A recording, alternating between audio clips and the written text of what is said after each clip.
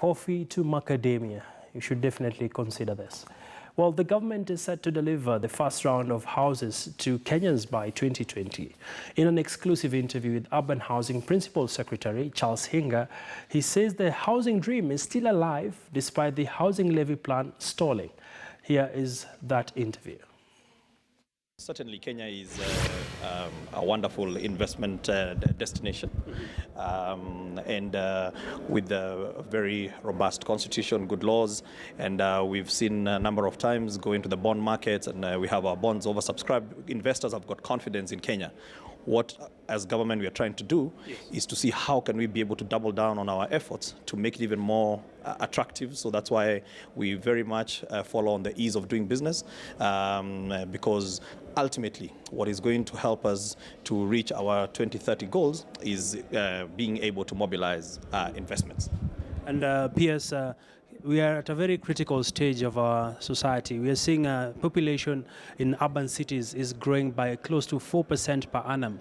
And we are seeing projections looking at 31 million plus population come 2050. Do you have the right infrastructure to handle all this fast growing population? So first of all, to answer that question, at independence, we were growing, urbanizing at 6%, currently at 35%, by the year 2030 at 50%. And as you said, almost 31 million Kenyans and new Kenyans will have moved to urban areas.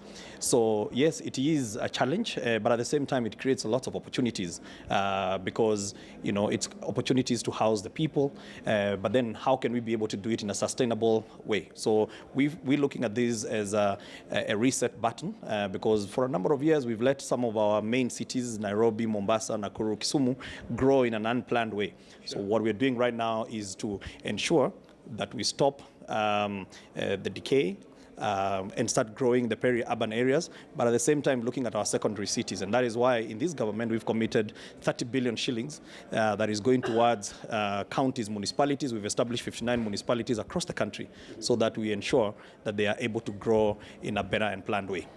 And do you have any timelines for this? Because at the end of the day, the ordinary wananchi want to know how soon can they move into this units once they are completed? Now, yes, of course, we have our own target for the year 2022. And it's very, very important to understand that housing is it's not just like you can wake up one day and then start putting up housing. There's a lot of planning that goes into it. Sure. And also, given that we're not financing this from the budget, so therefore you have to put together a framework that is going to be attractive to investors. And that is what we've largely done in the last 18 months. Mm-hmm. However, while doing that, we know that Kenyans are demanding of results, so we've already started with our flagship project, Park Road. His Excellency the President will be handing over keys to the first homeowners in this new dispensation. We've got Starehe and Shauri Moyo coming up, which is about another 10,000 units. We've got 8,888 units coming up in Athi River. We've got about 250,000 houses that are going to be coming up in the greater Athi River area, going all the way to Konza. We have just finished our urban renewal for Eastland, where we're going to put up about 177,000. So Nairobi alone can consume that 500,000. But we know that our mandate is not just to grow Nairobi. So we have Homa Bay, 2,000 units coming up. Got Kisumu, 2,000 units coming up. Kisii, they've identified many portions of land, and we have got enough investors. That is what we are doubling down on. So it's a matter of time, and you're going to see us turning this country into a big construction ground. All right, and P.S., I'd like to quote you. You did mention that you want to see the shovels on the ground, and of course, moving the narrative forward. You did talk about some interesting plan that we have around the railway area, and just fill us in on that, and of course, looking at the approvals, how far are we? You did mention something around evaluations. So the first thing is that Nairobi has got a master plan, which is called New Plan, Nairobi Integrated Urban Plan. Now, New Plan identified several master plans, one of them being what is called Railway City. And Railway City essentially is a piece of land behind Kenya Railway offices or the central station. Go all the way to Makongeni. We have got about 300 acres of land that we own as government, and then there's about another 150 that is owned by private parties.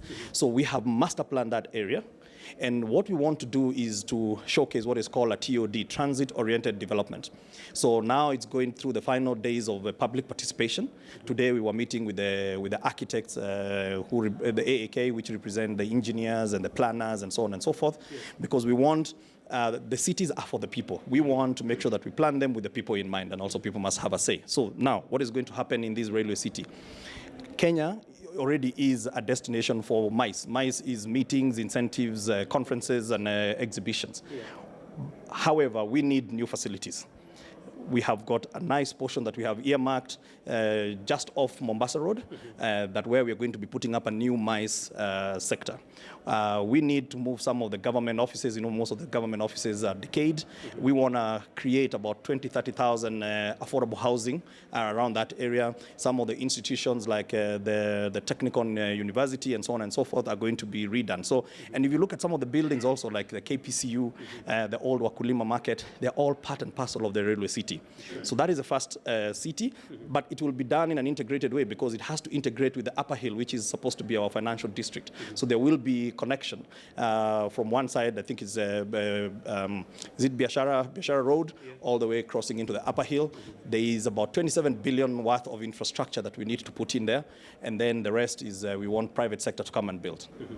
And PS, as we wrap up, of course, as much as we're looking at running on an ambitious platform, if you ask me, at the end of the day, how are we looking to tap into foreign funds, especially now that you're seeing a lot of private-public partnership programs? And perhaps if you could fill us in terms of any deals you've signed with the French government, and what should we anticipate?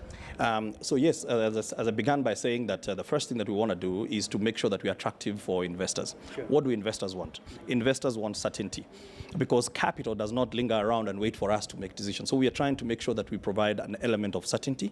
You may have seen that in the last sort of couple of months, we've had 2 major PPPs that have been passed through. The